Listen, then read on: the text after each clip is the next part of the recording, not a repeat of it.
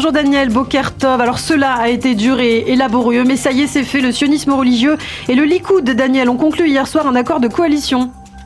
Et oui, en effet, Ilana, après des contacts chaotiques, des hauts et des bas, un accord a été signé entre le Likoud et le parti sioniste religieux. Selon cet accord, Bezalel Smotrich sera ministre des Finances au cours des 2 prochaines années.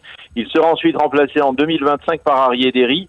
Et alors Smotrich deviendra ministre de l'Intérieur, mais aussi ministre de l'Éducation ou des Transports. Smotrich sera également le responsable ministériel de toutes les implantations juives de Judée-Samarie et il possédera une position privilégiée en vue de la présentation d'un plan de réforme du système juridique israélien.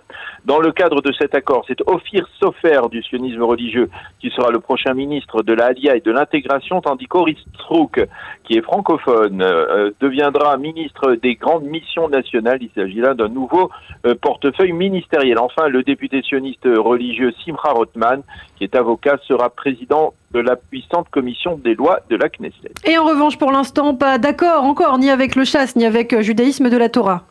Oui, et c'est en partie la conséquence justement de la générosité du Likoud envers Smotrich. Le judaïsme de la Torah, qui rassemble 7 mandats comme le parti de Smotrich, recevra moins de ministères. Il espère encore faire fléchir Binyamin Netanyahou dans ses revendications. L'une d'elles est l'attribution du ministère de Jérusalem au député Meir Porouche. Même titre de mécontentement au sein du parti Chasse qui lui aussi se sent lésé par Netanyahou.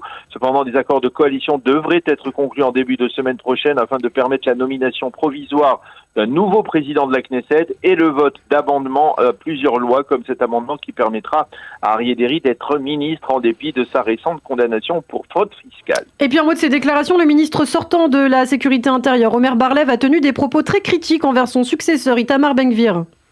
Selon Bar-Lev, Ben-Gvir risque de déclencher une 3e intifada s'il concrétise ses intentions de modifier le statu quo sur le mont du Temple. Bar-Lev a révélé qu'il avait demandé à Binyamin Netanyahou de confier ce portefeuille de la sécurité intérieure à une autre personnalité que le leader de la force juive, mais donc apparemment M. Netanyahou n'a pas tenu compte de cette revendication. Quant à Avi Maoz, le député du parti ultra-conservateur Noam, il entend lui supprimer la Gay Pride à Jérusalem.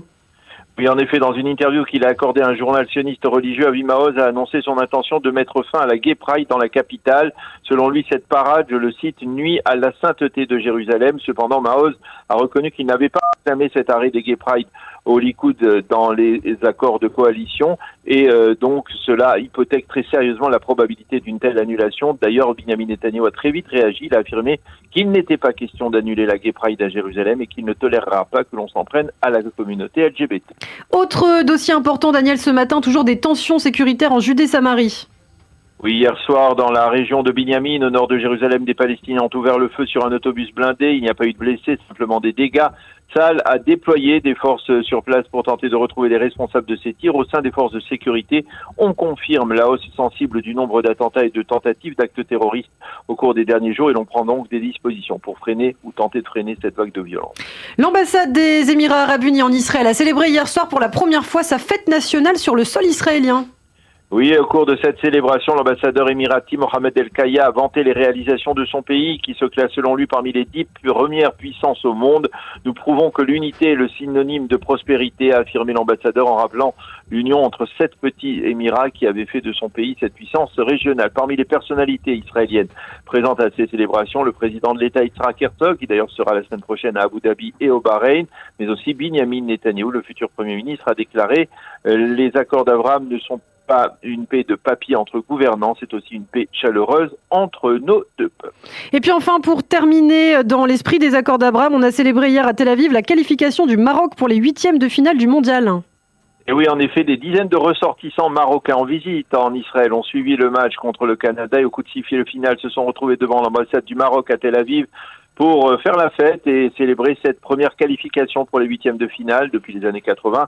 Ces supporters touristes marocains ont brandi des drapeaux du Maroc et les Israéliens, qu'ils soient eux-mêmes d'origine marocaine ou pas, eh bien, ont célébré avec eux cette victoire à Tel Aviv hier.